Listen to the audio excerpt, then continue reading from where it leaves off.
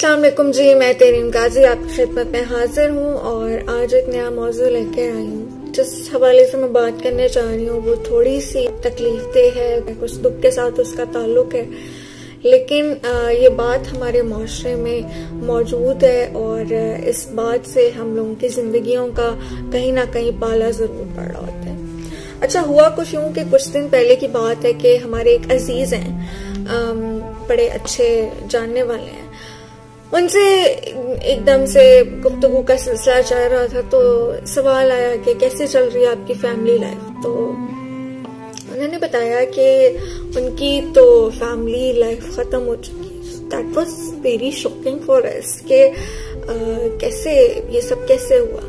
अच्छा खैर, जब हमने पूछा कुछ चीजें, जाहिर है आप एक लिमिट तक किसी से कुछ पूछ सकते हैं, लेकिन मेरा क्योंकि पर्पस ये होते हैं हमेशा से कि कुछ ऐसी चीज किसी के एक्सपीरियंस से सीखना जिसको अवॉइड करके हम कैसे अपनी जिंदगियों को बेहतर कर सकते हैं, या जो गलतियां किसी और ने की हैं हम उनसे कैसे बच सकते हैं। मैंने ये सवाल किया कि क्या वजूहत थी आपकी शादी के नाकाम होने की।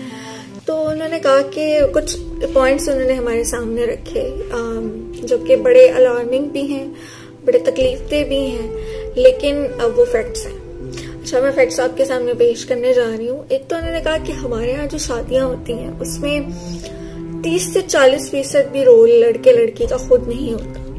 इसमें 60 to 70% फैमिलीज इन्वॉल्व होती हैं। फैमिलीज का इन्वॉल्व होना यहाँ पे कोई बुरी बात नहीं है, लेकिन समटाइम्स वो इतना टॉक्सिक हो जाता है कि आपका जो 100 का 100% है ना, वो सारा उस पर पानी फिर जाता है। क्योंकि जब दो लोगों की आपस में अंडरस्टैंडिंग की डेवलप नहीं हो पा रही और उसके अंदर तीसरा, चौथा, पांचवा, छठा बंदा एंटर हुए जा रहा है, तो वो एक रिलेशनशिप जो है ना नहीं देर पा हो सकता, वो अंडरस्टैंडिंग का लेवल ही नहीं हो सकता।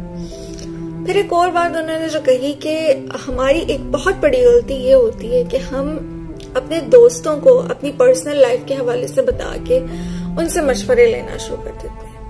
अब होता क्या है कि इंसान दोनों तरफ है, औरत से भी गलती होती है, मर्द से भी होती है, कुछ ना कुछ दोनों में प्रॉब्लम्स होती ही हैं जिसकी वजह से ऐसे मसाइल पैदा होते हैं। अब जब हम दोस्तों से डिस्कस करते हैं ना, तो जो दोस्त होते हैं वो तो पहले से ही हमारे लिए सॉफ्ट कॉर्नर रखते हैं और वो दूसरे बंदे को जालिम समझ के और अपने दोस्त को मजलूम समझ के उसको और ज्यादा इतना ज्यादा उस पे पक्का कर देते हैं उस बात पे कि हाँ तुम ही ठीक हो, दूसरा बंदा गलत है।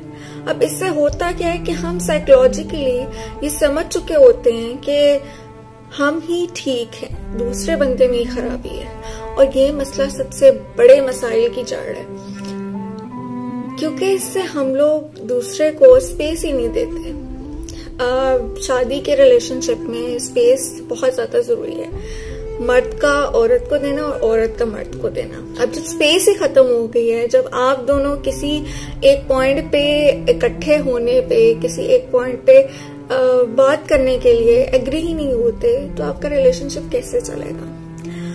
तो अनफॉर्चुनेटली ये वो 2-3 मेन वजूहात थी जो उन्होंने बताई। डेफिनेटली हम किसी की लाइफ में बहुत ज्यादा डिटेल में तो नहीं एंटर हो सकते, लेकिन यस, और बर्दाश्त, दूसरों के लिए जगह पैदा करना अपने दिलों में। तो मैं वालिदैन से भी ये कहूंगी कि प्लीज जब आप बच्चों की शादियां कर देते हैं तो उन्हें थोड़ा सा स्पेस दे दिया करें कि वो अपनी चीजों को, कुछ मामलात को खुद भी हैंडल कर लें। आपका बेशक बड़ा अहम रोल है उनकी जिंदगियों में, लेकिन अब वो खुद भी एक मुकम्मल इंसान होते हैं और उन्हें खुद भी अपने जहन से कुछ फैसले करने दें।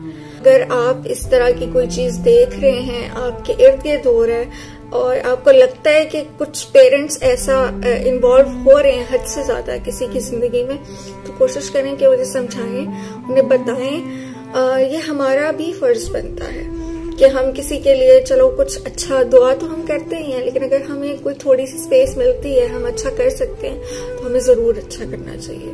मुझे अपनी दुआ में याद रखिएगा और कमेंट्स में जरूर बताइएगा कि आपके यहाँ क्या इश्यूज चल रहे हैं, ताकि हम उन पे भी बात कर सकें।